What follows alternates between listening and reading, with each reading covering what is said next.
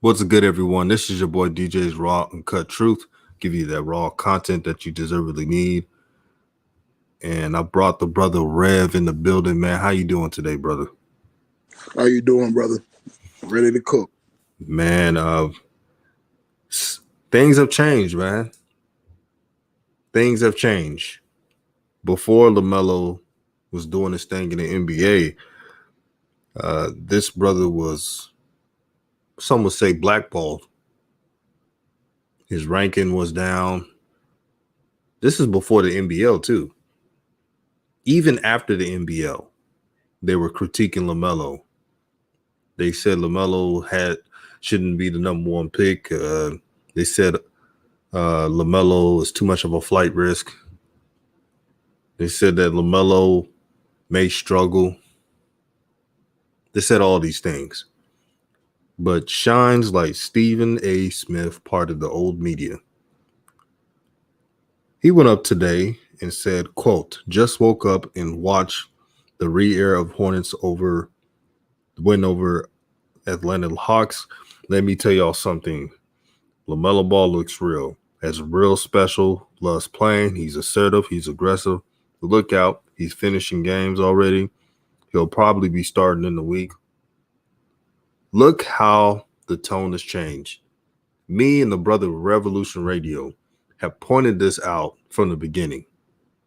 We knew they were going to do this. But also, we knew LaMelo was going to do well. Now, he's exceeded most of our expectations because, come on, man, he's breaking records. He could have had a triple-double last night. He could have had 2 triple-doubles, and he could have had multiple double-doubles. This is how well this kid is playing. But the tune has changed. I don't care what y'all say. Shannon Sharp, Stephen A. Smith, Skip Bayless, they get all their stuff from YouTube. They got their writers and their executives search on YouTube to get their talking points. It's pretty obvious. But now the roles have reversed. They're backtracking and now showing LaMelo love. Tomorrow, expect them to talk about LaMelo Ball. Actually, you have shown shows today.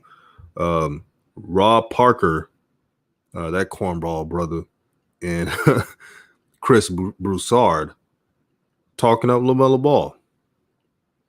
Now, I'm going to tell you what I didn't like. You see the difference what we do and what they do when we talk about LaMelo and Lonzo? When we talk about LaMelo as well as Lonzo, let me start with Lonzo. We point out things he should do to improve his game, like be assertive while driving to the basket, keeping his energy up, those type of things. These brothers tear down Lonzo Ball to uplift LaMelo. It's because they can't stand the Ball family. They hate the father, and they hate anything that shows masculine black energy. I had to say it. But these are the things we called out. And I'm going to let Rev cook because I know he have a lot to say on this. Thank you, brother DJ. I think it's fitting that it's a Sunday morning. And I think it's fitting that I've gotten the nickname by DJ, Rev, because this morning, I'm going to take y'all to church. I said, I'm about to take y'all to church. Follow me now. Last night, I want to apologize for the energy that I brought to the show. Because I was going to come with another spiel. I was going to come in another way. Because even though it was a rejoiceful moment, we got to tell the truth. So be prepared for this energy y'all about to get right now. I need y'all to turn to the Gospel of Judas and listen to these words. We got to put some people on indictment this morning. A lot of you YouTubers have got rich off shitting on the Ball name for the last 5 years.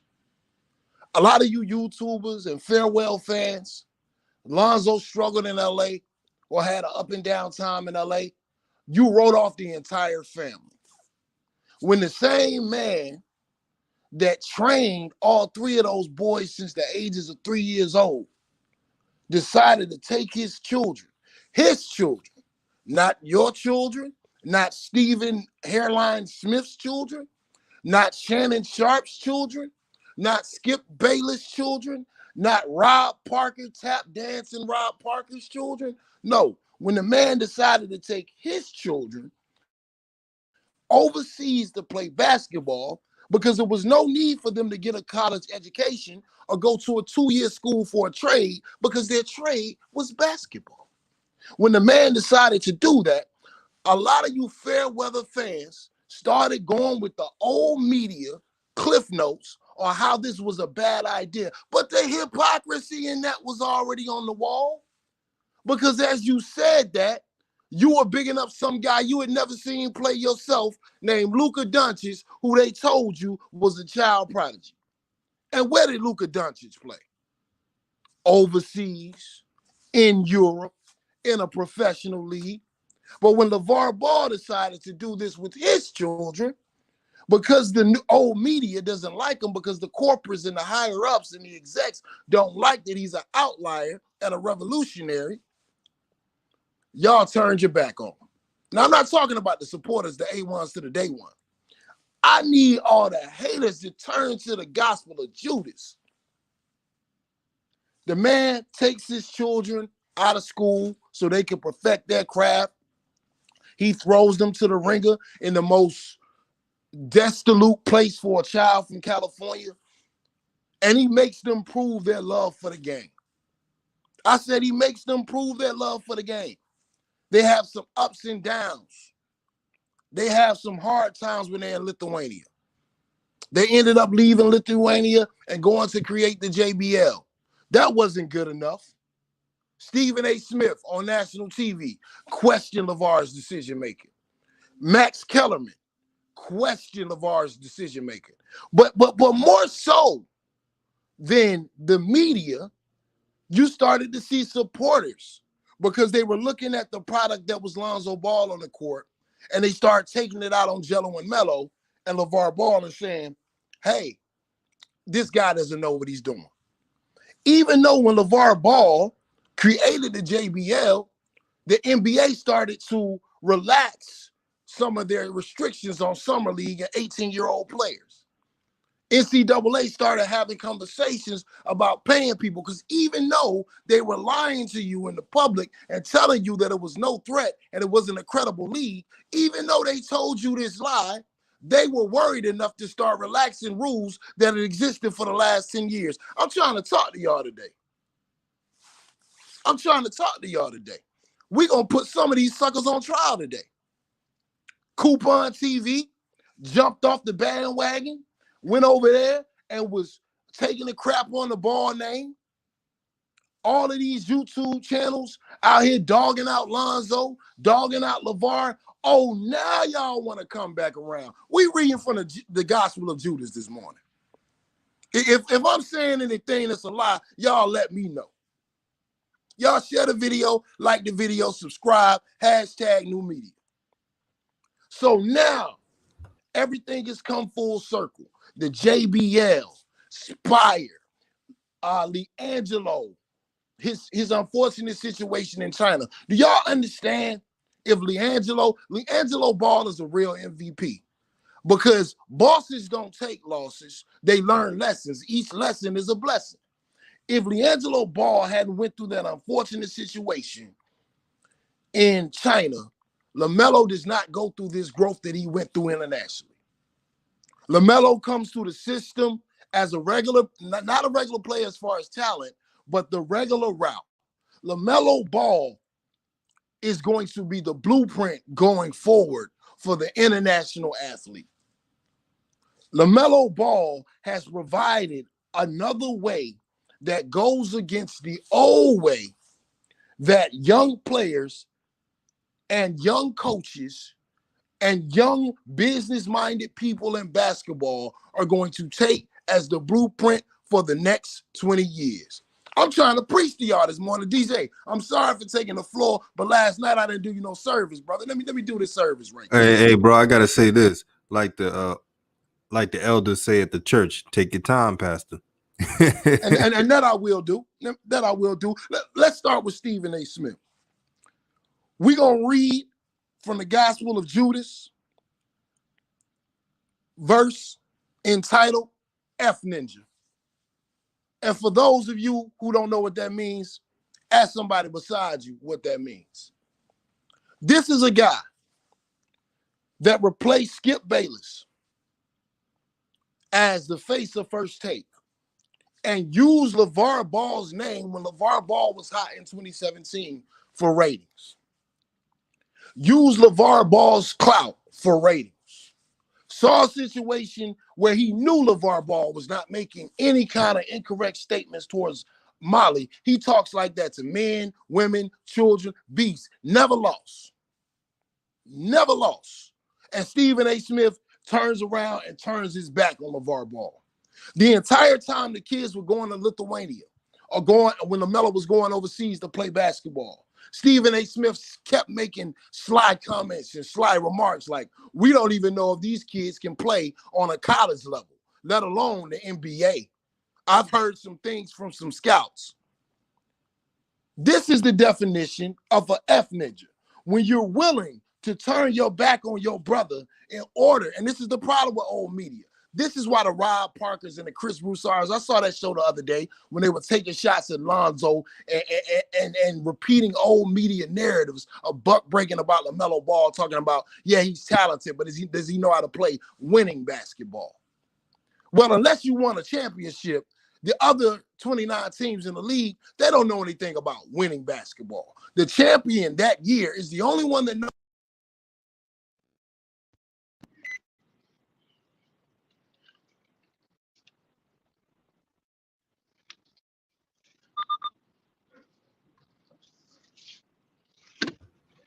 Yo, Rev, you still there?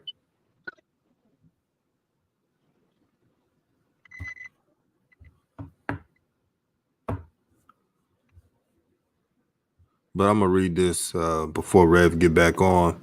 Mr. Jones, thank you for the $4.99 super chat. He said, pass around the collection plate. Calypso, Oregon. These brothers are preaching. Yes, indeed. And being a visionary, they used it as a chance to try to drown and bury that family. And it's very unfortunate for Lonzo. I'm very hard on Lonzo Ball, and I'm about to pass it back to you, DJ, in all seriousness. I'm very tough on Lonzo Ball when it comes to his development as a player. But really, none of this is possible without Lonzo Ball. Because all of the bricks and the rocks and the stones and the scrutiny that the other brothers would have had to face, Lonzo Ball got out in front of that. He was the first one to deal with that. So he gave Gelo and Melo a blueprint. None of this is possible without Lonzo going through the things that he went through and putting that knowledge on Melo Ball. We're going to put y'all suckers on trial today. The media lied to you. Don't be a victim of the media. If you believed what the media said and you just not coming back around to LaMelo Ball, look, man, the Most High forgives sins, man. Go on, confess your sins and come on home.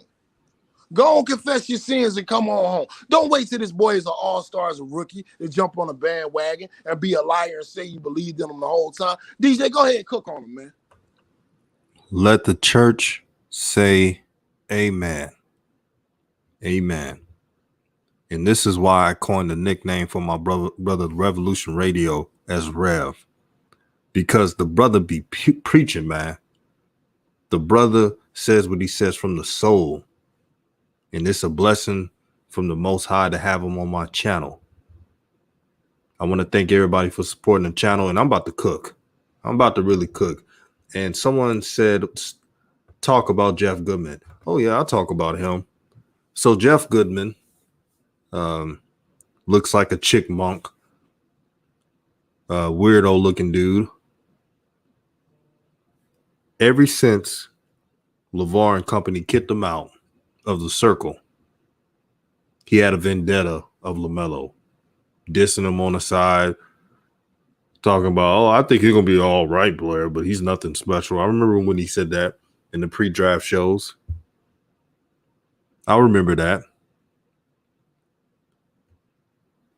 But he failed to realize he fucked up on that. Excuse my language. He messed up on that. LaVar and his team told Jeff Goodman to his face, everything I tell you is an A and B conversation. What did he do? He went to ESPN and posted a conversation that wasn't meant to be out. When someone has an A and B conversation, it's not meant to be out to the masses. He broke their trust. Now, we may get on Stephen A, but one thing he does right is when AI tells him something, he doesn't go around ESPN and say, AI told me this happened and that. No, he keeps it under wraps, and that's why they have a great relationship. But this guy, this lame, Jeff Goodman, he didn't learn that trait in the media. But I'm not surprised. He's part of old media. He has no ethics, no morals. These people are sick, man. And then they go out of their way to hate on LaVar Ball. And I will keep saying this for all the years I'm doing YouTube and after YouTube. Some of these guys in the media, they're trying to post an agenda. And their agenda is anti-family, anti-black father, anti-growth in kids. It's pretty obvious. Everybody's starting to see it. You look under Stephen A's comments, you have people questioning, well, Stephen A, you were saying that Lamelo wasn't all that. Or you were saying that Lamelo, you wasn't so sure on Lamelo. They're grilling him right now. They're grilling him because not only Stephen A, but everybody else, part of ESPN, Fox Sports 1, we're being iffy about the Ball family. Brother Rev, do you remember when people said about Lamelo that he would never get drafted because, number one, he went to Lithuania and forgoed his eligibility, and he went to the JBA? You remember that, brother? Absolutely. This is the shit we're talking about. So to all the old media heads out there that are saying, oh, we're just making propaganda. No, this is what we see. And it's really sad to see our own brothers and sometimes sisters hate on another brother for his family's success. Maybe if they worried about their own family and trying to create their own economic success, maybe good things will happen to them. It's funny, they hate on LaVar Ball, but guys like Stephen A and others can make their own media company. They could do it from scratch, but they're bought and paid for by the mob.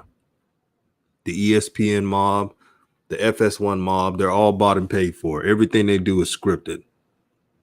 We go do shows every day without a script, without like a cast or anything. We do all of that. Everything you see is real. But these shows, they're told what to do. Even if they really like LaVar Ball, you think they're really going to say anything nice about him? They're bought and paid for.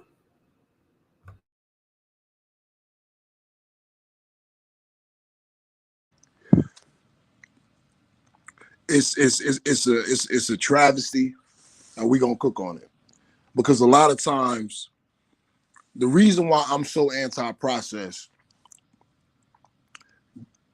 you gotta wake up in the morning, and DJ talks about this all the time. Do you have a ruling class mentality, or do you have a sheep mentality? I'm sorry for coming like I'm coming, but I gotta come. If I don't come like this, I'm lying to y'all.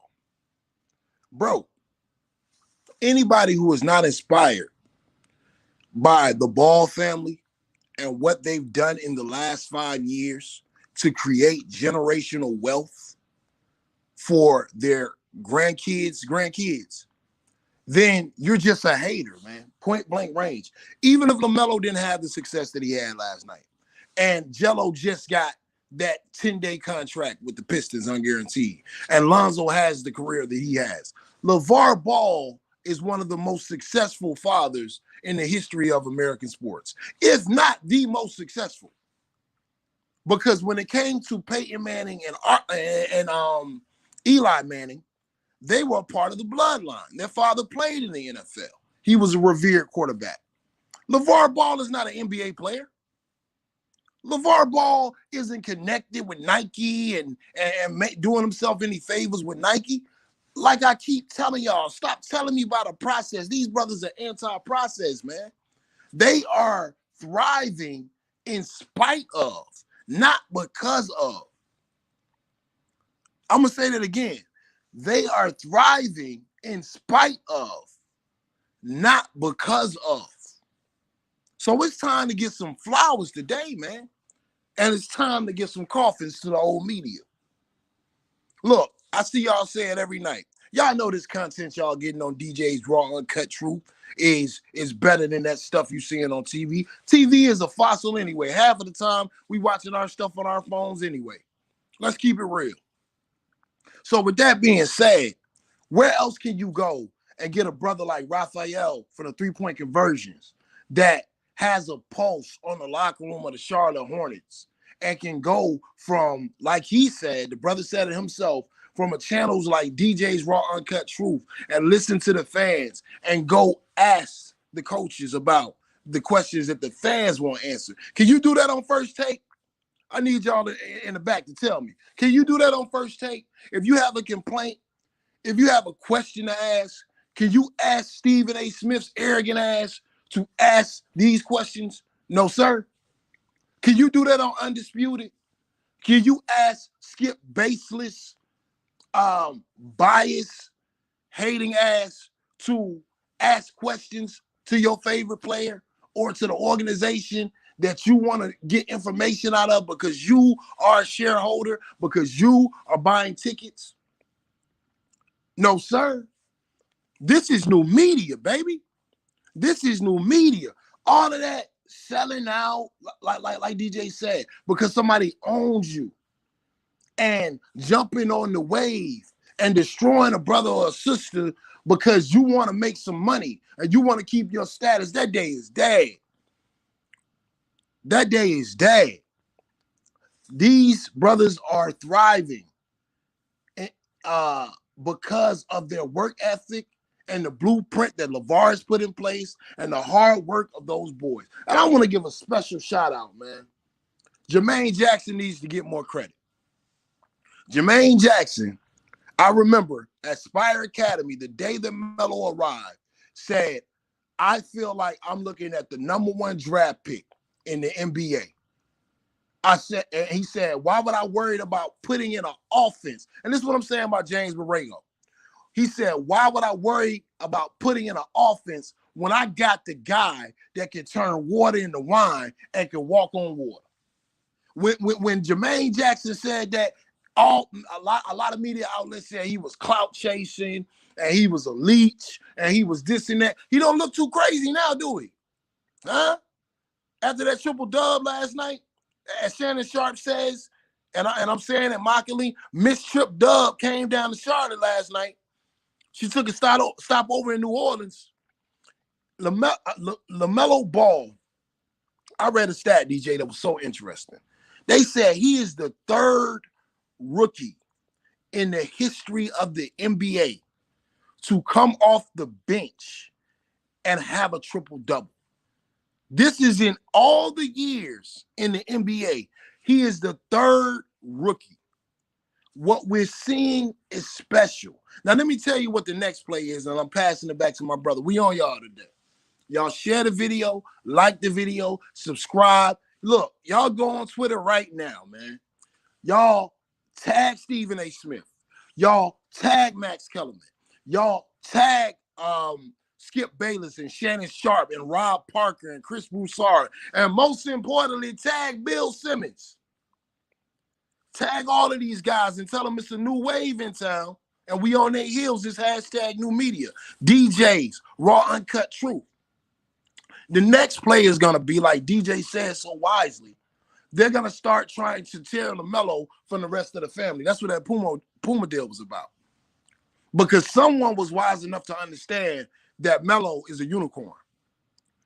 So now they're going to start heaping praise on LaMelo and down talking Lonzo and LaVar.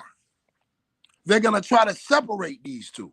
They're going to try to separate these factions so that it seems like, okay, yeah, he's a star, but he's under our control.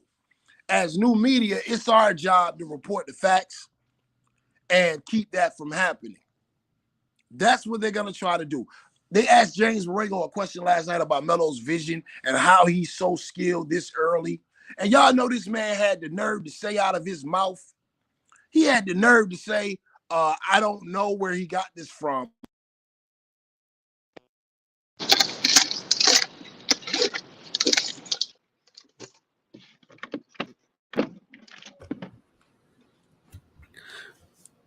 Yeah, it sounded like Rev was cut out. You still there, Rev?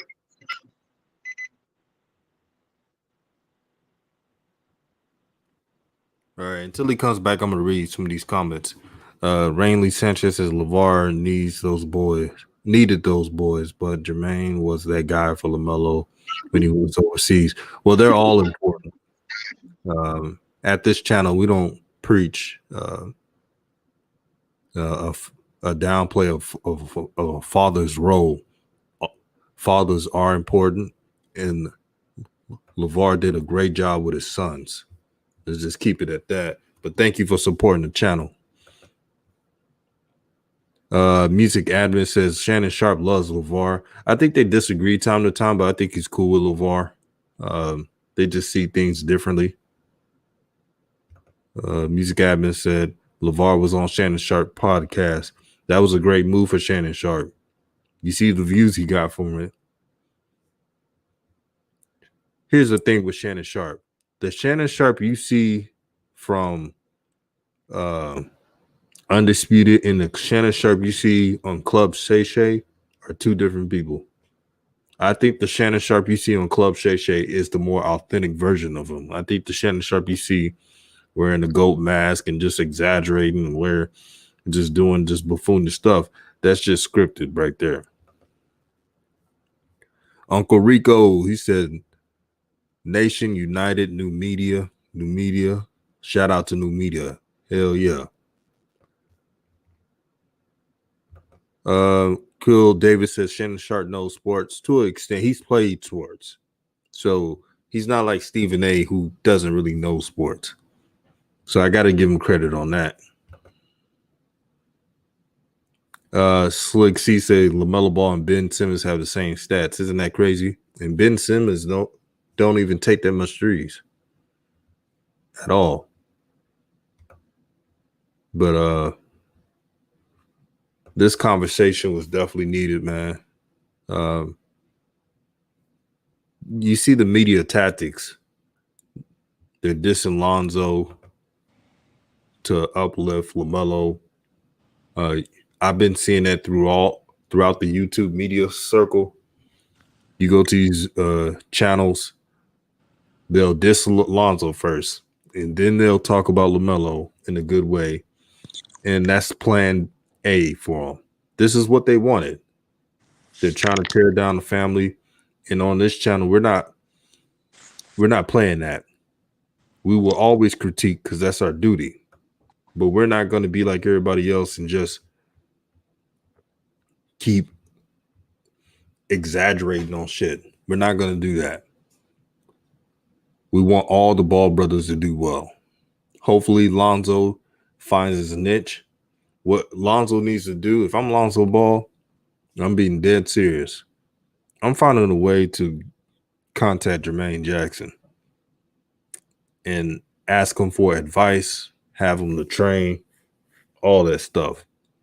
I guarantee you, if he does that, I think his game will take off even more. Yo, Rev, you still there? Yeah, brother. I'm sorry I cut out, man. I'm sorry I cut out, man. Um, the last point I was making on that was, um, it's definitely a separation that they're gonna try going forward between Lamelo and the rest of the family. But I feel like Lamelo truly views himself as the one to save the family. I remember he dropped a tweet like 2 years ago or a year ago before he went to Australia. And he said, I'm the golden child. I'm going to be the one to fix it all. I'm going to fix the family. I'm going to save the family. Shout out to Shank. Good morning, brother. West. I'm out here in LA too, bro. But yeah, man. Like, with that being said, bro, I feel like the reason why, and some of y'all are speaking for Shannon.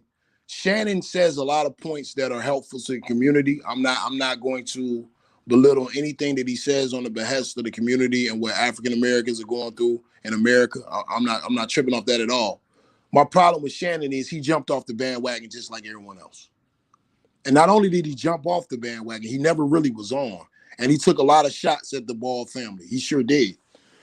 He didn't change and get LaVar on that podcast until he needed those views. And DJ has said this before. And once they started seeing the writing on the wall and hearing from other NBA players like Steven Jackson and Matt Barnes, and there was one point where Steven Jackson was hating.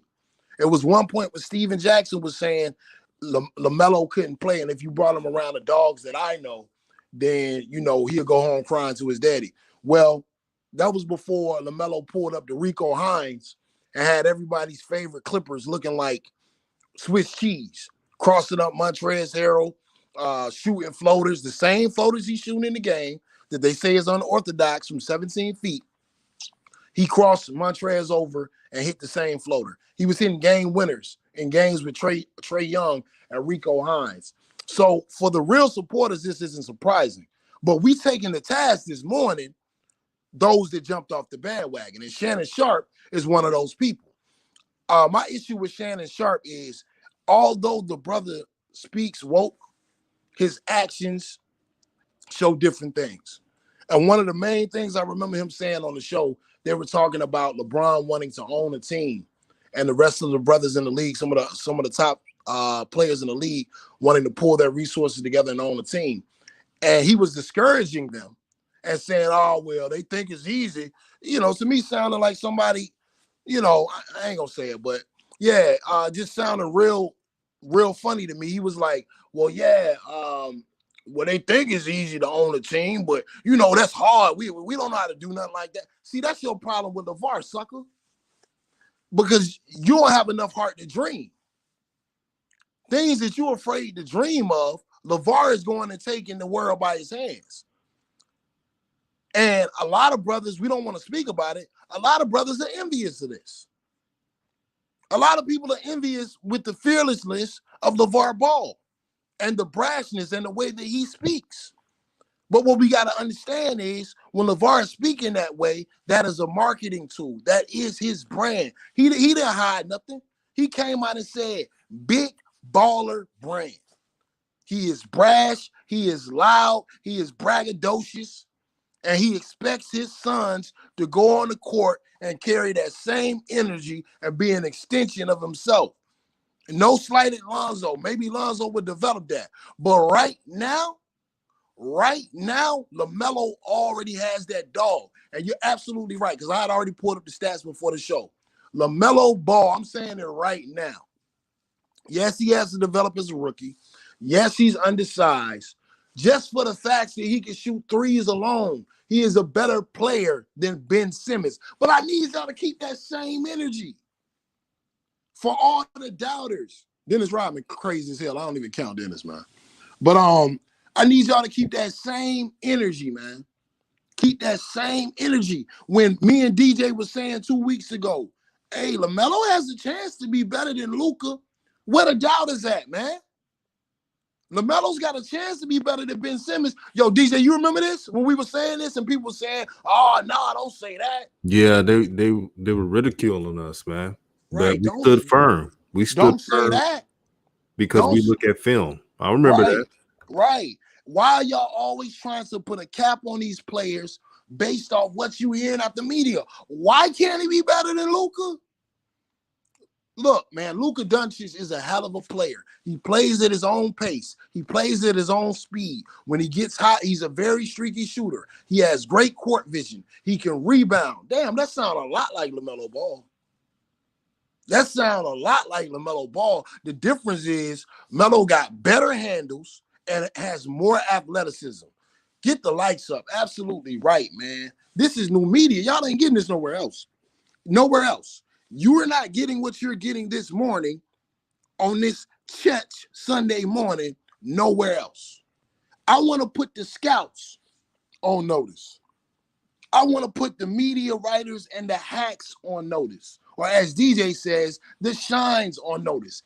Look, when y'all come to my Twitter today, and I'm gonna tag DJ in it. I'm going through the list today. I'm catching bodies. I'm the equalizer today. I'm Denzel in the equalizer. When I pull up, they know it's trouble. When I pull up, they know it's trouble. It's some cats that work for the Charlotte Observer. It's some cats that call themselves scouts that were just bashing LaMelo a week ago.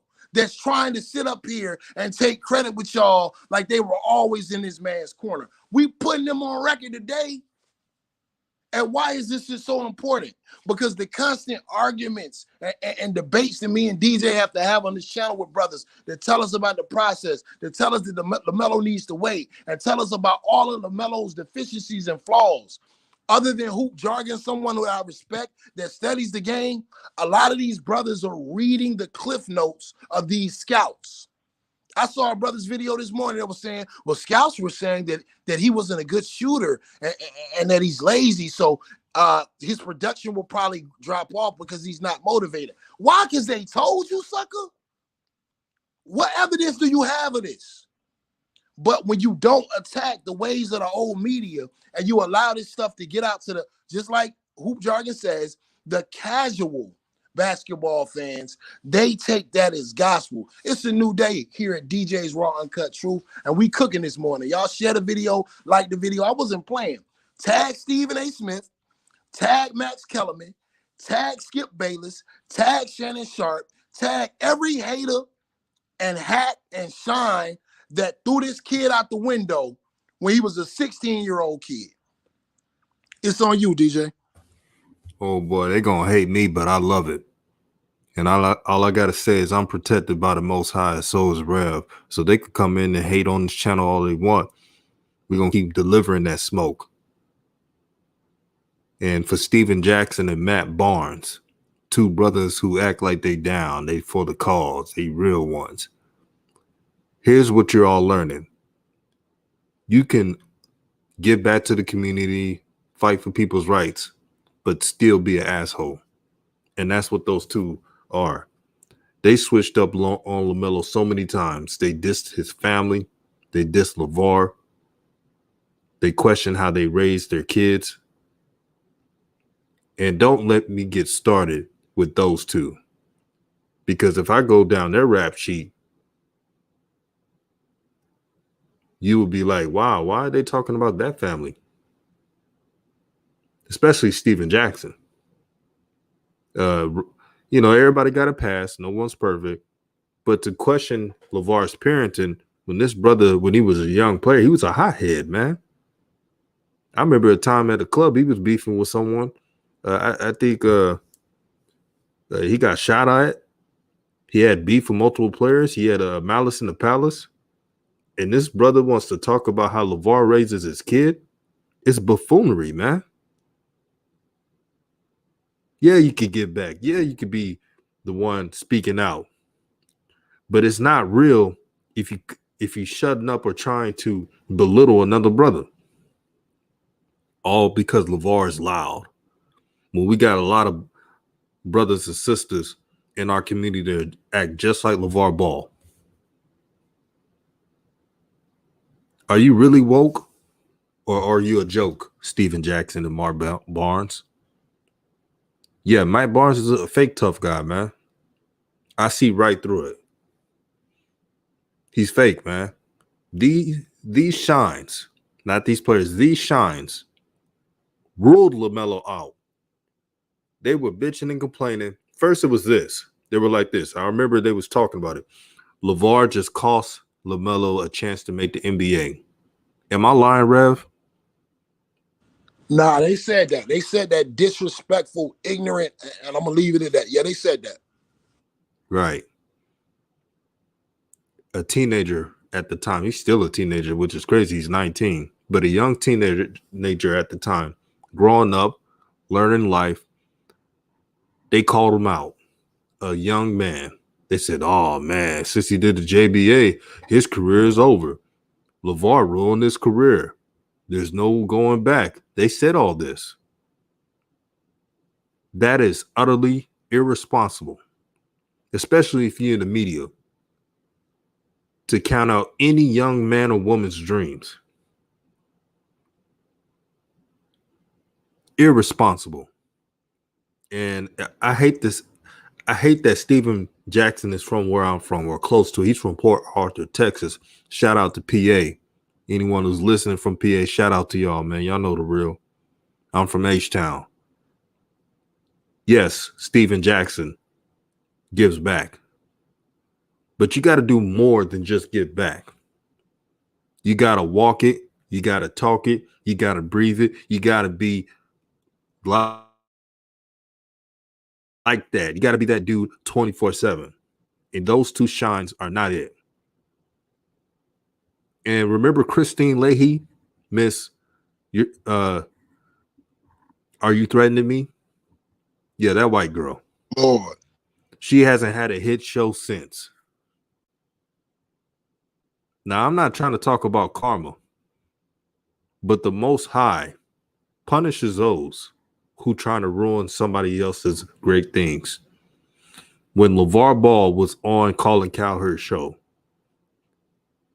she was acting like a damn informant, talking about what's the number, how many shoes you're selling now, just meddling around. And he wasn't even talking to her. He was talking to Colin because that's his show. She was mad about that and randomly said, "Are you threatening me?" An old talking point that white shines used back in the day to get brothers either killed or hemmed up on something. You haven't heard from her since. She's irrelevant. I love it now because as Lamelo Ball is balling, good things are happening. Gelo just got signed by the G League. And if he does his job, you Gelo haters that are either listening or may listen, if he does his job at the G League, Gelo has a good chance to make the NBA. I know y'all don't want to hear that. Yeah, I know y'all don't want to hear that. But all he needed was LaMelo to do his thing. And if LaMelo continues to produce like he's producing, he'll have enough cachet to get LiAngelo a real shot in the NBA. That's all Gelo needed. So where are your haters at now? Where your haters at now? This is new media, man. Y'all better get on with it, man. Y'all better get on the team, man. Because this shit we're creating is just the beginning, man.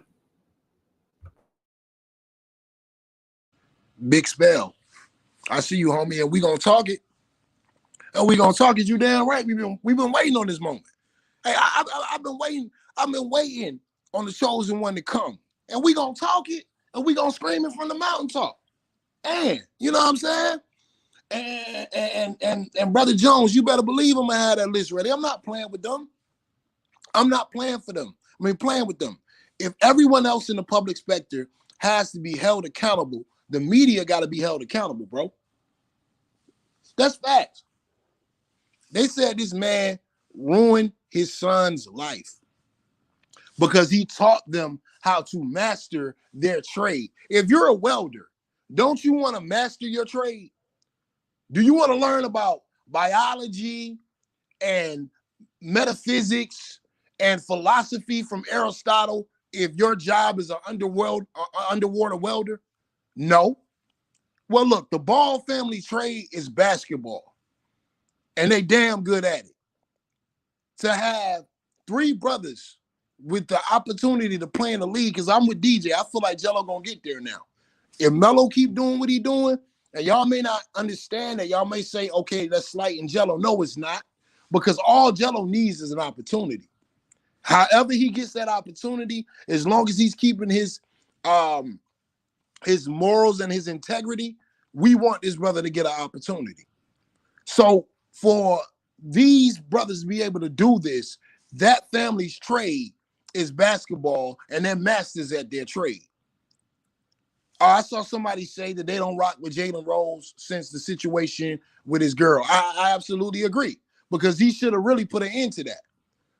And for him to try to come up behind Melo once Melo got hot, I'm telling you, that's what the media does, bro. Y'all are going to start seeing all of these people that were doubting LaMelo Ball.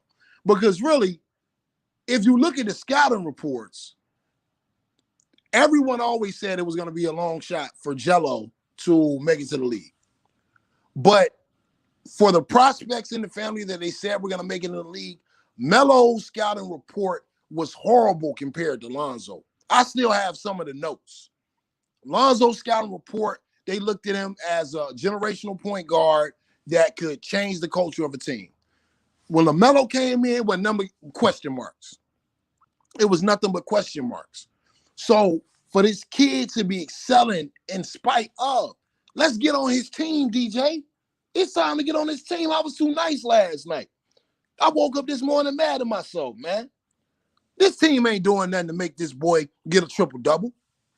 I went back and looked at the game. I'm not talking about the teammates. I'm talking about the organization, because I'm starting to see even the Martin twins are starting to understand who's honcho.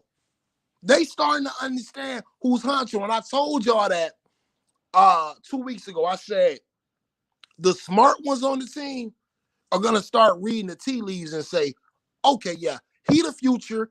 I need a job. You cool, Devontae Graham, but your ass may not be here next year, player. Or you may not be here in a month. So I got to get right with this guy right here, and this guy's feeding everyone. Like Ace on Paid in Full. Everybody eats, B. When LaMelo on the court, everybody eats, B.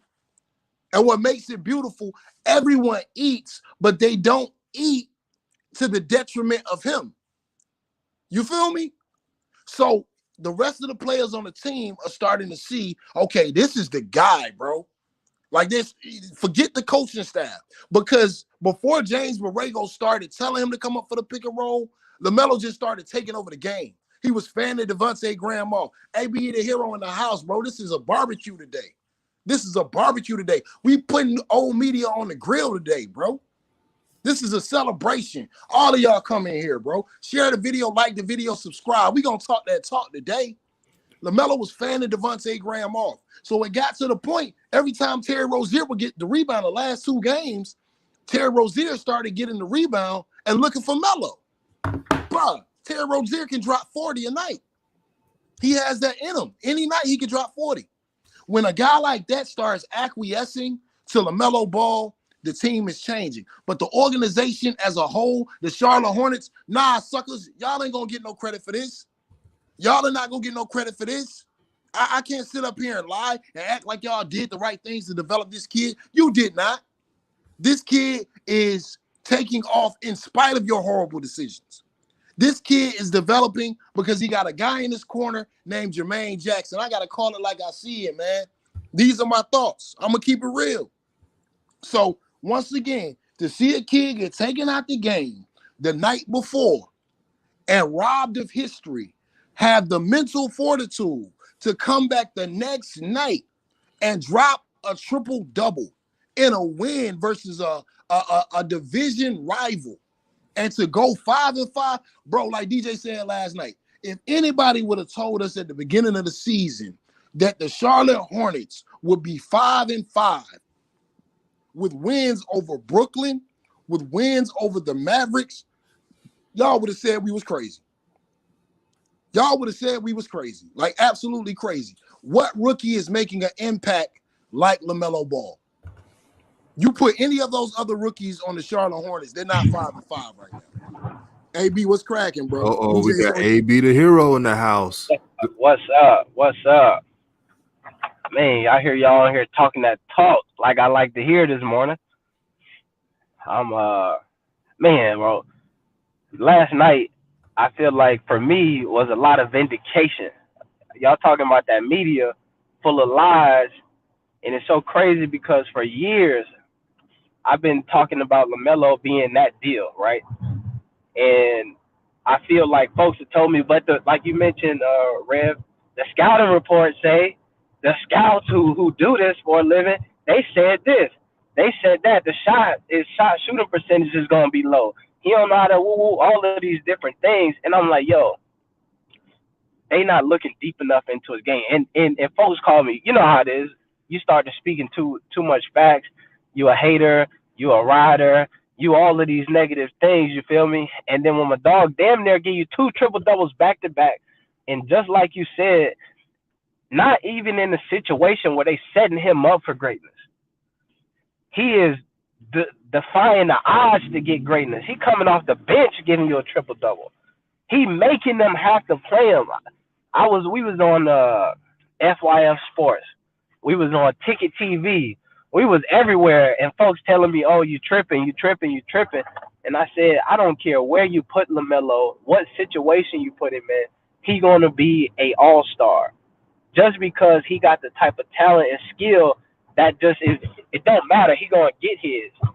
And I thought that this Charlotte squad was gonna be one that was gonna give him the keys and was gonna be a better situation for him, and he probably had more turmoil and tribulations with this Charlotte team than he probably would have had in any other place, and he still exceeding expectations that everybody had for him. So shit got me hyped. I'm over here, and I'm so sick, man. I flew in after that game on Friday, and I was like so tired. I damn near forgot that they played last night. So folks sending me text messages like, "Oh, Lamelo got the triple double," and I'm thinking that they overturned the one from the night before, not realizing that he done went for two triple doubles basically back to back on when most dudes in the NBA trying to get out of back to backs. My dog up in the ante on you with a 22, 12, and 11 triple double when the night before he was 12, 10, and 9. Come on, man. It don't.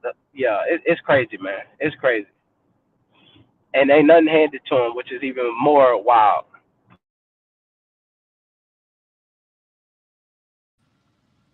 That it's something to see. It's something to see. Like it really is. AB, you hitting on all the points. The fact that this kid is thriving in spite of is a testament to LaVar Ball having him play up all of his life. Yep. I had the pleasure of watching Jermaine Jackson's live last night. What's understood don't need to be explained. I'm gonna say that again. What's understood don't need to be explained. Jermaine was making a lot of comments. If you read between the lines, LaMelo and Jermaine know exactly what type of situation they're in. They're not making no excuses though. They coming out every night to prove a point.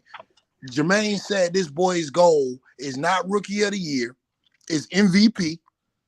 He said his goal is not for just the playoffs, it's to win a championship and to be a Hall of Fame basketball player.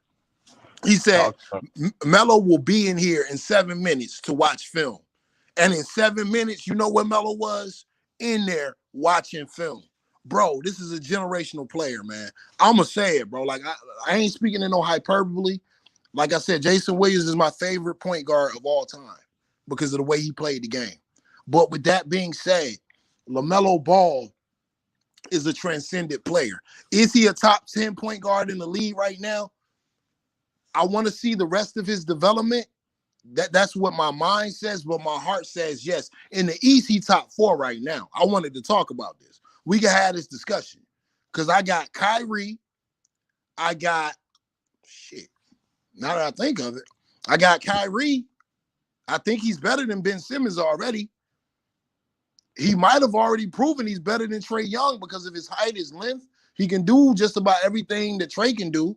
Trae shoots better right now on a percentage, but Melo gonna give Trae hell for the next 4 years. That's gonna be tough. So yeah, he might be a top 10 point guard in the league already because the way that he impacts the game. AB, let me tell you when I finally like when it finally just hit me how special he was. I remember when Julio Jones came to the Falcons and Roddy White was the number one guy. It was times in the game where the Falcons would be stagnant and Julio would make a play and it just changes the entire complexion of the game. Great players have moments in each game, each winning game, where they put their DNA on the court and it changes the outcome of the game. For this kid to have that effect when he comes in the game off of the bench, he changes the entire complexion of the team. Bro, look, I will eat crow. I said the Charlotte Hornets weren't going to sniff the playoffs. When they playing the way that Melo has them playing when he's in the game, bro, they could be an AFC legitimately. Because some of those teams that are in the playoffs right now, in the playoff picture right now, they're going to come back to earth because they have pieces on their team that aren't consistent. If LaMelo Ball can continue to develop in situational basketball and his body can hold up to an NBA schedule that is a shortened schedule and everything is condensed, the Charlotte Hornets have a chance to have a play-in game or to make the playoffs. Bro, that is not possible without LaMelo Ball. Y'all can talk Gordon Hayward till your face turn blue. If Gordon Hayward was on this team without LaMelo Ball, bro, the Charlotte Hornets 3-7 right now. They 3-7 right now. So they probably won a game. Right. So to see this kid's impact, and DJ, I don't know if you there. I definitely want to hear you on this. The brother was asking, is Melo a top 10 point guard right now? And where do you rank him in the East?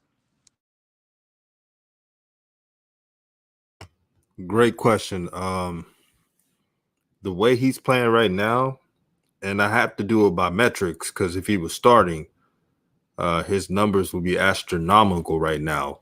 The analysis points that out. So since he's coming off the bench and breaking records and putting up these numbers with limited minutes, you have to say he's top 10 talent-wise. In the East, right now, and I'm only judging by a 10-game basis, he's 3 or 4 right now in the East. This is just what I've seen. I'm not exaggerating. I'm not being a quote-unquote fanboy. It's everything I've seen from him. And I'm looking forward to what LaMelo would turn into in his prime. Because look out. Can you imagine LaMelo Ball, 210 pounds, 215 of muscle? He's already attacking the basket. And he's only 181. So what would happen when he gains that muscle? He is going to be tough to stop. He will get every single point he wants.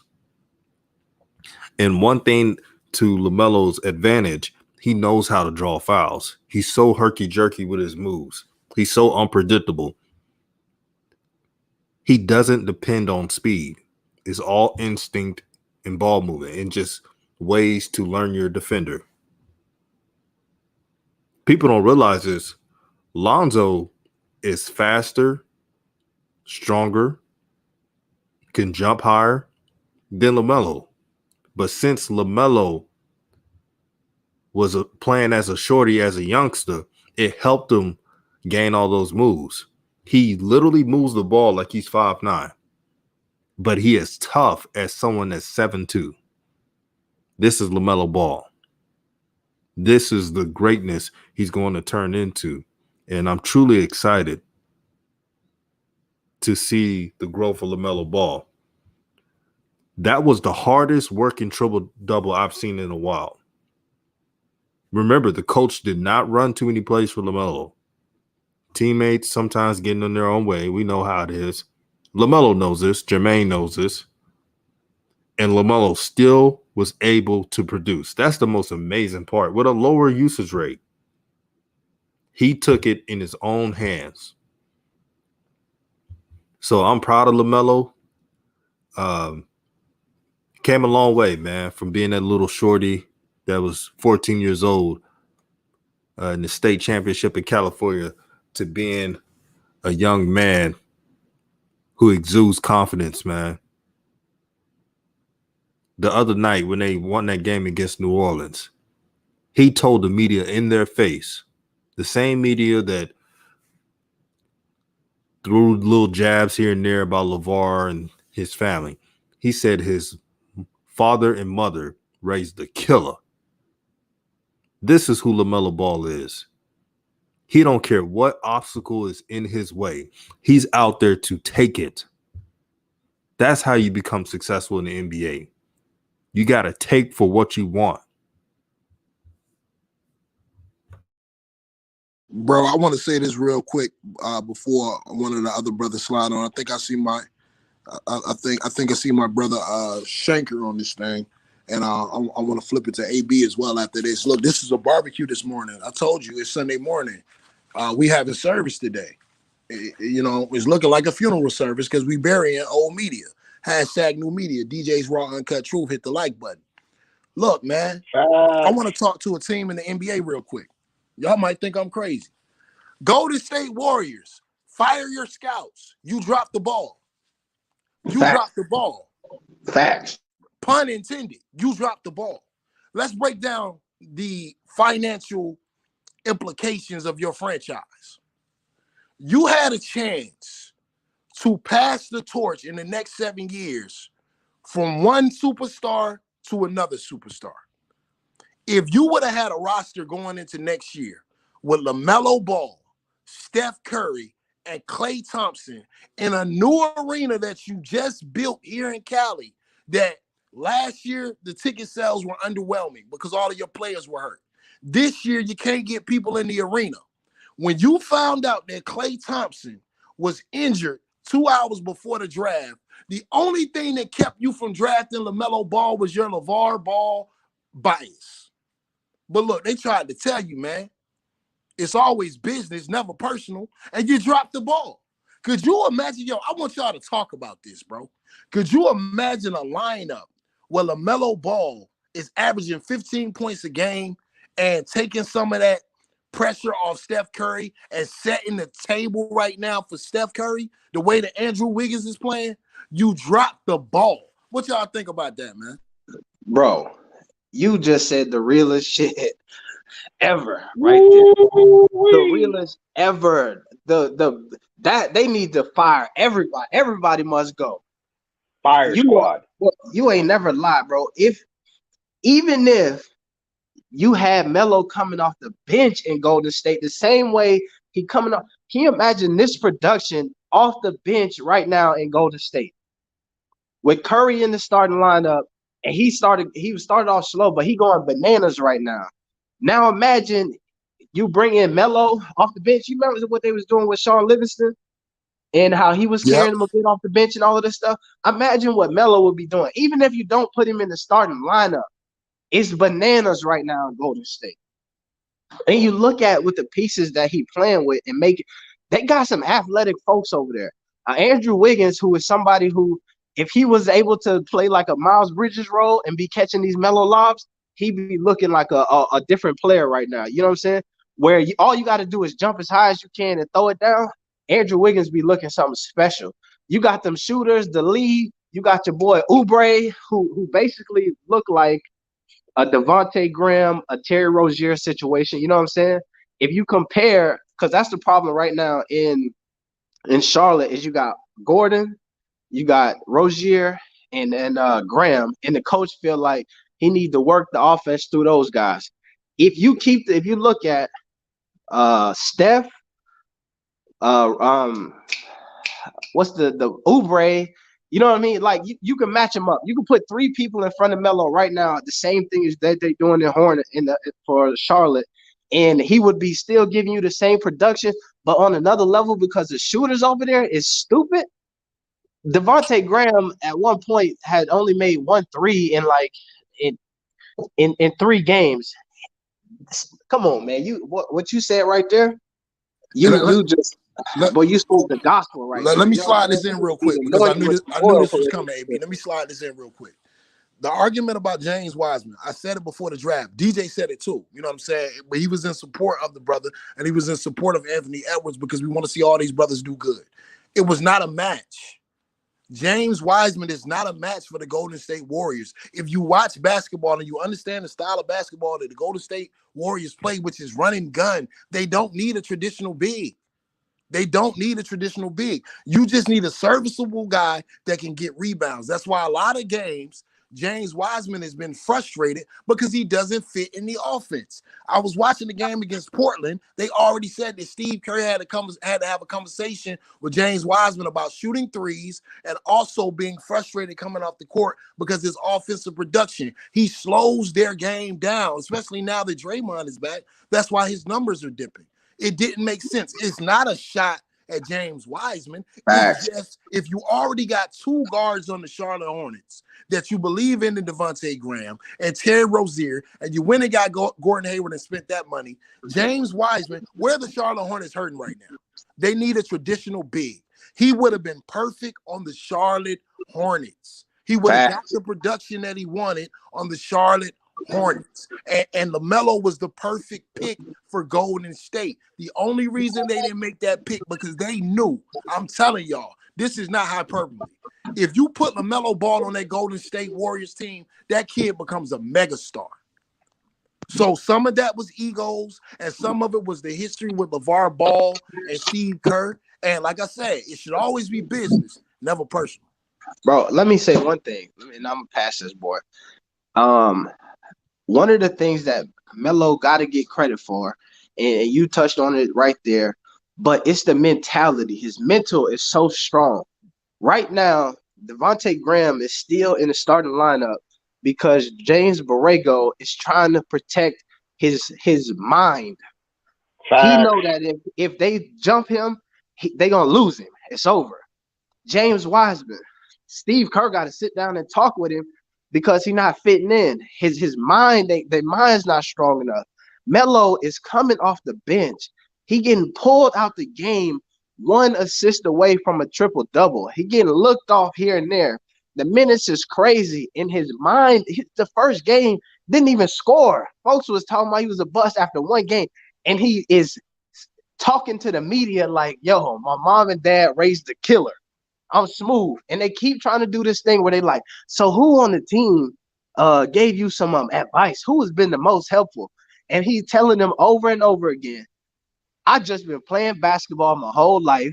My dad done put this in me. It ain't got nothing to do with the Charlotte Hornets, Bismack Biyombo trying to be my big brother. It ain't got nothing to do with that. My mind is strong because that's the way I'm raised.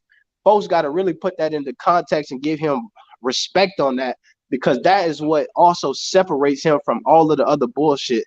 There's not many top 3 guys with his amount of clout and who could come into the league and face this adversity that he's been facing and still be able to handle it without having to go to the coach and be like, oh, coach, man, could you please, like, you help me out, my brother? You know, come on, man.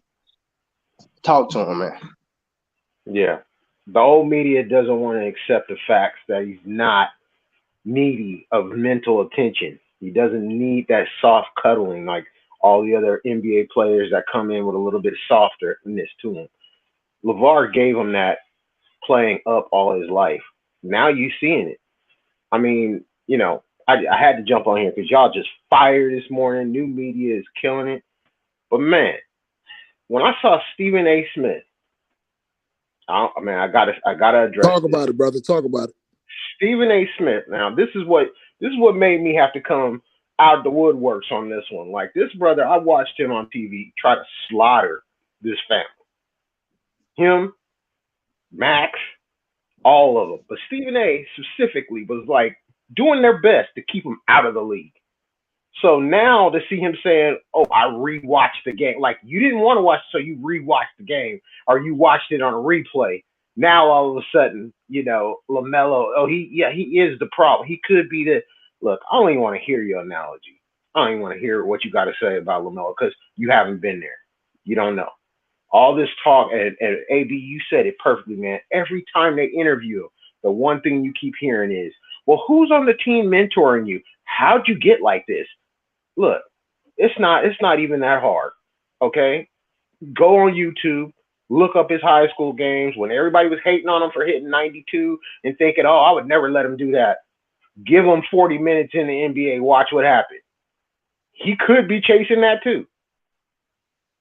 I'm telling you right now, like they better get prepared. Stop all this nonsense about his shot. He ain't big enough to battle in the middle. Do you see him battling centers right now as a 9 game, 10 game in rookie? That's 180 pounds. That don't mean shit. Kevin Durant ain't. Kevin Durant ain't even 180 pounds. He look like he about a buck 20. Only thing he got is his man body, and Lamelo's gonna get that. He ain't even 21 yet. So they better hope he don't put on. And not only that, he might grow another 2 inches. He could be a 6'10" guard that ain't like Ben Simmons, that does have a 3-point shot and can do a floater and everything else. So I think it's about time we start really addressing these old school media heads and start really attacking them and letting them know, like, don't jump on the bandwagon now to get ratings. When y'all talked about the balls, tried to say, oh, LaVar's not good for his kid. Oh, look at now. Then they try to bring in another woman. They did everything they could to demolish this man. That's why we strong on this side, because it ain't credited. There's nothing. There's nothing there. They had no evidence of anything that they said, and they obviously don't know, anything about the balls. Because if they did, they'd understand that you don't need to keep asking the question about who's mentoring him, how did he get this. LaMelo is handling the media beautifully, and I think a lot of people are shocked by his short answers, but that's the way they deserve to be handled. That's just my pick. And man, Shanker is preaching to the gospel. Let the church say amen. We got the Amen. brother Kid Max here. He been waiting to chop it up, man. Kid Max, welcome to the show, my brother. And you're always welcome. Yo, What do you think about this topic? yo, can you hear me? Can you guys hear me? Yeah, your volume's pretty low. You said it's pretty low. Yeah, Rev, what you think? Is it Hold on. higher now? If you could Can turn it y'all up hear a me? little bit, we hear you though. Y'all can hear me? Okay. First, you can hear me pretty decent right now? Yeah, you good. Okay. All right, bet. Well, first off, man, for all the day ones on here, you feel me? AB, you know what I'm saying? DJ, you feel me? Revolution Radio, I fuck with you. You know what I'm saying? I didn't know about you really until this, but I fuck with you, my brother. You from the A, so I definitely fuck with you. Everybody, man, DKM, everybody that's been ball facts, everybody, y'all know what time it is. Listen, man. I wasn't planning on getting on here. You feel me? I just woke up like an hour and a half ago. I'm not gonna cap. You know what I'm saying? But I had to get on here for history. I was supposed to be on AB's last one, but whatever. Listen, man. Listen. I'm coming in here real quick. You know what I mean? Listen, man. What we're witnessing right now is like that part of the movie that none of us expected, but we should have known was gonna be in the movie. You see what I'm saying? But like, it's one of those moments that's gonna make the entire dream be bigger. Because when Melo, I speak in very intuitive talk, so I'm just gonna bring it out, okay? When Melo, Gelo, and Lonzo get on the same team, right, it's gonna be bigger than we ever expected. Because right now, what I'm realizing, the chapter that we didn't see was the chapter where they all individually prove to the fucking world who they are. You see what I'm saying?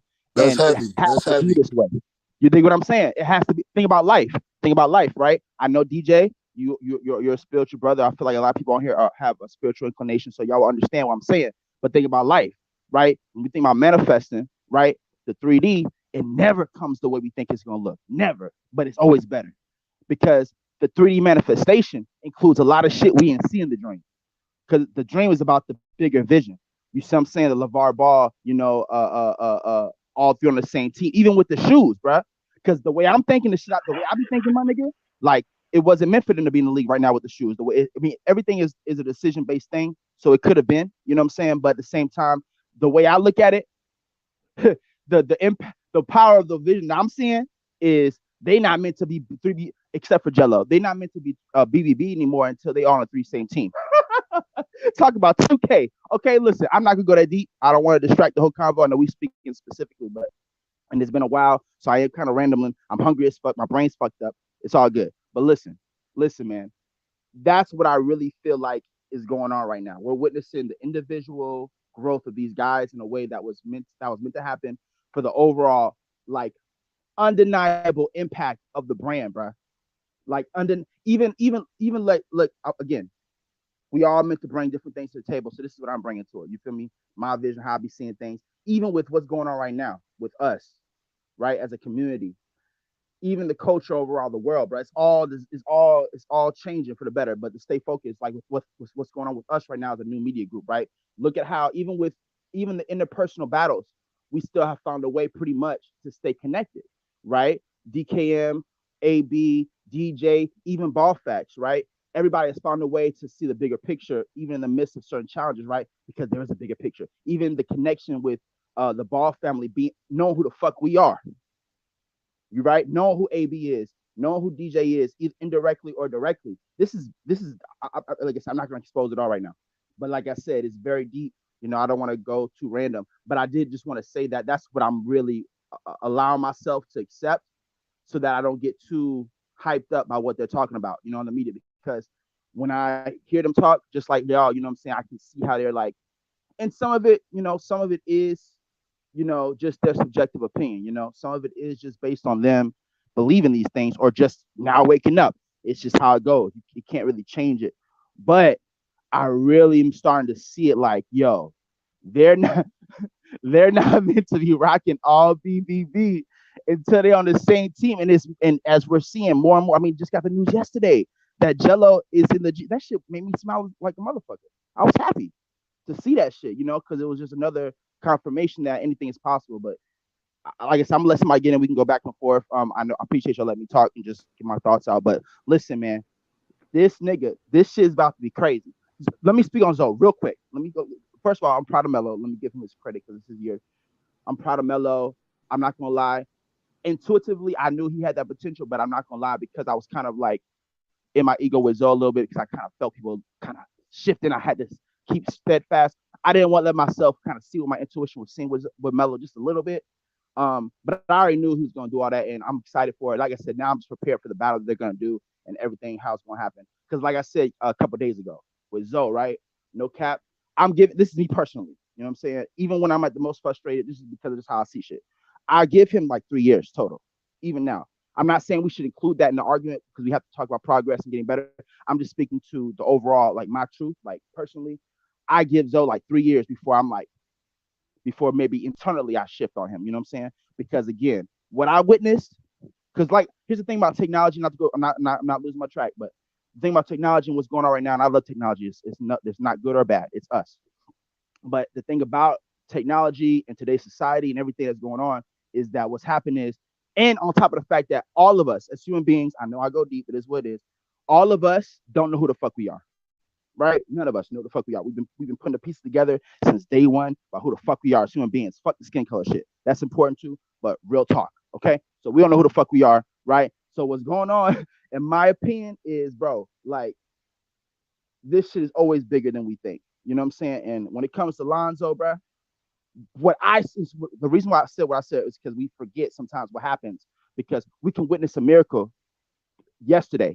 And because of the power of this world we live in, the power of our emotions that we experience, we can forget we just seen that shit, right? So what I'm saying is with Lonzo, what's going on, and even with Melo, but sticking to Zoe, what's happened is people forgot what they witnessed, even us to a degree. The only reason why we remember is because we're community, so we get to have these stories over and over again. Nigga, Lonzo Ball, niggas don't want to accept this shit. Lonzo Ball was blackballed, bruh, for 2 years. Like, I don't give a fuck. And I'm a very objective person. Like I said, I'm very objective, bro. Like when Luke Walton first came to the league, bro. I mean, not to the league, but to the Lakers, bro. I was happy because from what I was seeing in Golden State, you know what I'm saying? And from what I was with, I'm like, okay, he seems like a cool nigga. This nigga look like he smoked weed. Not that that matters here or there, but for context, I'm just like, yo, this nigga looks like he's chill. You know what I mean? He's going to bring in a new system into the game. He's going to give us this 2K energy, this Golden State Warriors energy, where everybody gets a chance to develop. However, he's going to stay focused on his priorities of the players. I don't have to go through that again. I'm not going to do that about what we all witnessed, bro. Like I said, that 30-minute shit that people that they did that for the history, so people can say, oh, he was given 30. It's fucking bullshit. It's all, bro. We saw this nigga got blackballed, bro. Let's just accept it. We don't know everything, all the truth, but it's like, bro, let me just point this out real quick too. Think about it. Like this nigga had to cover up his own family tattoo. Now, some people will be caught up in the story of like, oh, well, they were, what I'm saying, and they covered up JR's tattoo. JR had to get his tattoo covered up. JR had to get, the Supreme. But listen, but what y'all forget is that all those tattoos that everybody else had to cover up had to do with things outside of their personal fucking DNA. You dig what I'm saying? That wasn't their family name. Just like, on the back of LeBron's jersey is chosen, even though that's his fucking brand though. You dig what I'm saying? And we all know about favoritism, not all that, but the point I'm making is that was done because of the pressure the league was starting to feel, in my opinion. And but here's the thing: Lonzo Ball was blackballed.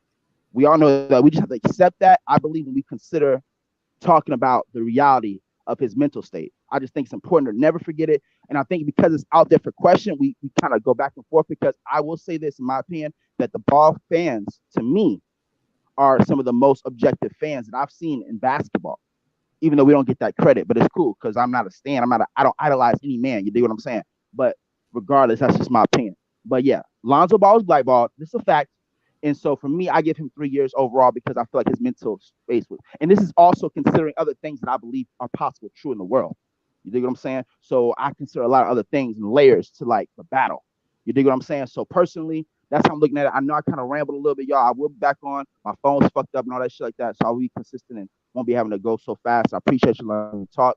But I will be still on here listening. But yeah, Lonzo's blackball, bro. Period. We have to accept that shit.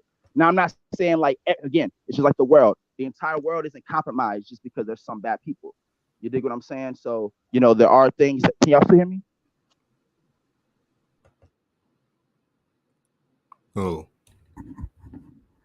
Rev jumped off too. But yeah, thank you, brother, for the passionate speech you gave there. And yeah, the fans are lit, man. The fans are lit. AB, you have something to say? Yeah, man. Hey, my dog went deep there. So I can tell he been waiting for a minute to get all that off his chest. I remember he was trying to get on one of my streams and his stuff wouldn't work. So yeah, he had all of that ready for y'all. But I'll say that he said something that I didn't even realize. The whole like the tattoo part was huge. You know what I'm saying? Like I didn't even think about it like that. Like in order for Lonzo to kind of fit back into this main, and here go, and this is where I'll go with that, is one of the biggest things that I feel like we missed from Lonzo at this point that we saw at UCLA, we saw maybe some at Chino, is his personality, man. He used to, in Summer League Lonzo, it looked like he was having fun. There are moments recently where I watched him just even in like interviews talking about like his brothers and things that normally would make somebody smile. Like you watch a Lamelo interview, he still got that stoic nature at times, but there are moments where he says things that like he can't help but like show a little bit of emotion and passion. And Lonzo is just deadpan the whole way through a lot of that. So I think that at some point something happened with him that took the love from the game out of him. And I think that once he gets that back, you'll see some of this. You'll see a resurgence of his game, and I don't know if it's the team situation. I don't know what it is, but there's a bit of love that I think he got to get back in with basketball that will kind of take his game to the next level. But and I hope that come for him. But yeah, man, it's so many layers, man. I was looking at some of these comments that folks are throwing up here, and I think that what makes this story so interesting, man, is the layers. It's not just the like on the court aspect of it, of these dudes and folks evaluating their games. It's the how what happens off the court, what happens with the ownership prospects, what happens with the business of basketball, the business of the exposure of fatherhood, all of these different things and how those things get portrayed and affect the basketball court. And it's just like I was saying earlier, man, the gift that Melo has is he's not affected by any of that at this point. And I think that he is blessed to be the youngest brother where he has seen it all, heard it all, experienced it all, and like has truly came out the other end and is doing what he's doing, which is amazing, man. So that's dope. Yeah, that's facts, AB. I mean, because there's not a lot of people in the NBA that could deal with the pressures and the things that Lonzo went to even during his draft process just to get into the NBA. I mean, the magnitude of things that he had on his shoulder, plus injury, plus his girl acting up, plus all the stuff that, all the heat that he was under from the NBA players alone because of his dad telling people, that he was coming in to be that guy. I mean, it was that expectations and all the things that he had on him were, I think, the amount of weight on his shoulders. There's not a lot of NBA players that can deal with it. You see the mental aspects of like Paul George and all these, like even Gordon Hayward, Kevin Love. There's guys in the NBA. Just because they're NBA players don't mean they're immune to mental problems or mental issues. I mean, there's a lot of mental issues in the NBA, in the NFL too. I mean, there's a lot of things that go on that we don't get to see. And I think it takes a certain type. We all look at Lonzo like, yeah, he's tough, he can deal with it.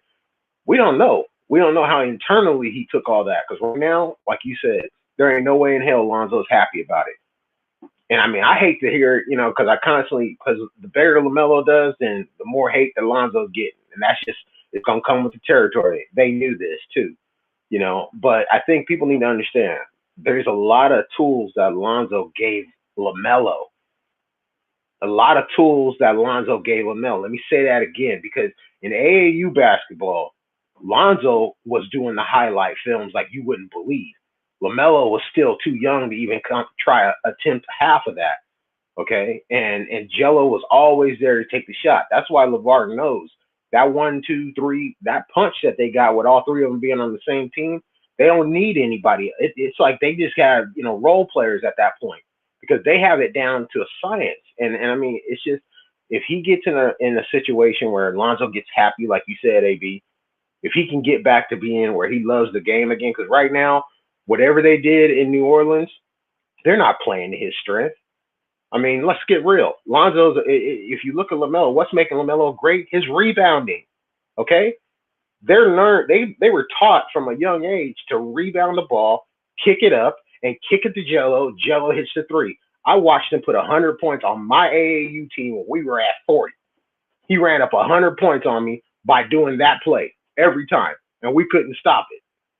The ball never touched the ground. Okay? They understand this. This is how they're built.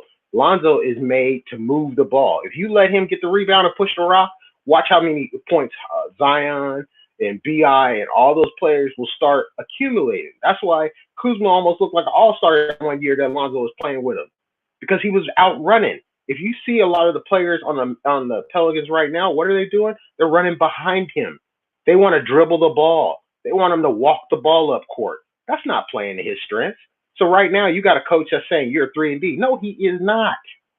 And until that is accepted, you're going to get the same Lonzo that we're seeing right now.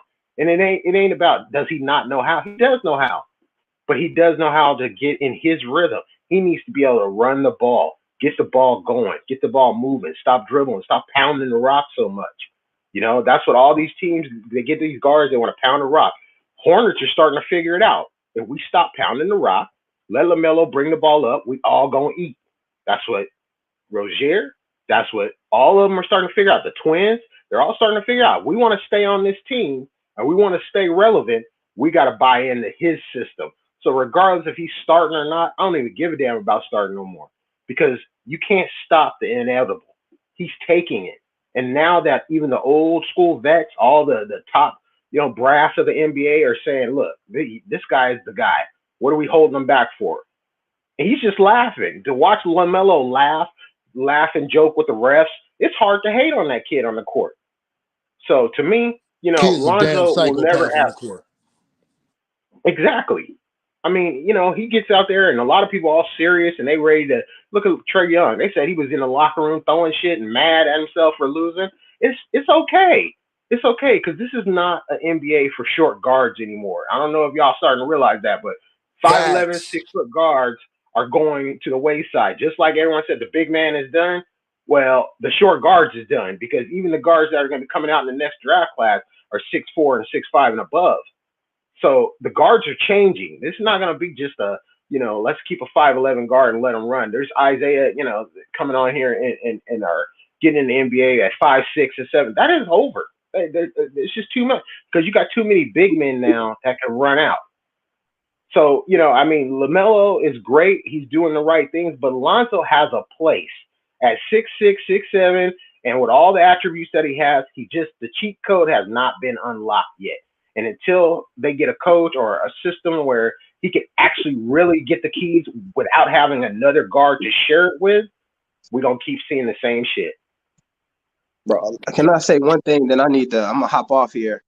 And I agree with you, man. And here's the thing: if you compare the situations in Charlotte and in New Orleans, one of the big difference that has unlocked, to your point, the LaMelo's game is his rebounding. So you watch that first preseason game, came out with 10 boards, 0 points, and then it was like they told him, bro, you don't need to rebound like that.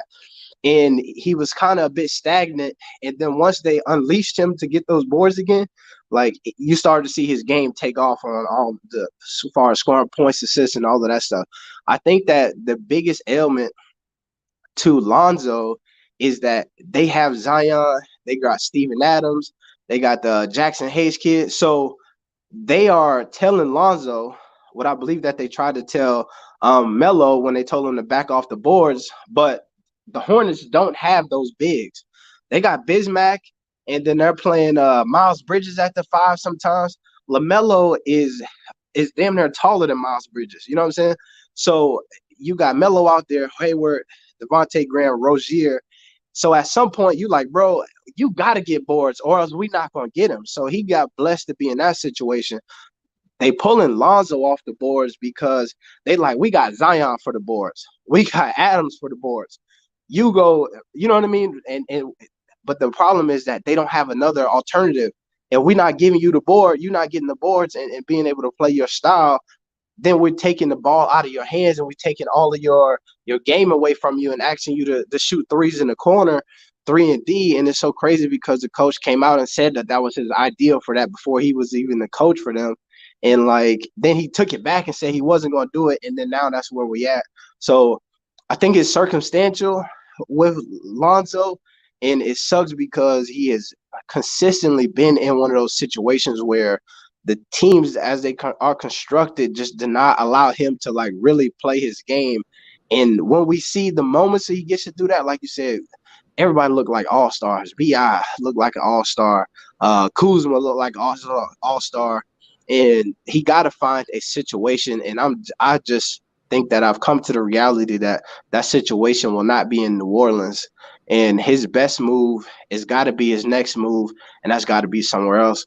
But I'm gonna hop off here, man. I appreciate y'all letting me hop on here No doubt, bro. rock with y'all today, man. It's been real. Yeah, and I'm about to close up shop, man. And thank you, AB, for always supporting the channel. Make sure you all, I'm sure you all subscribe to AB the Heroes channel, what I call him the originator. He was doing this Ball family content before it was even popular. So shout out to him. Nah, straight up, man. I appreciate it. And any last words, Rev? Thank y'all for attending this barbecue. Hashtag new media. It's a family in here. AB the Hero, Shanker, DJ's Raw Uncut Truth, man. We're all appreciative, brother, for you allowing us to come on the platform and, really a lot of times vent and get together and discuss some of the things that we feel needs to be discussed. And, you don't belittle us. You don't treat us like fans or whatever. You know what I'm saying? You allow us to come on here and really speak our piece, and you help a lot of people, brother. So I just want to give you your flowers as well, man. Last night was wonderful. It was wonderful to see this family finally get the recognition that they deserve, and it's up from here, brother.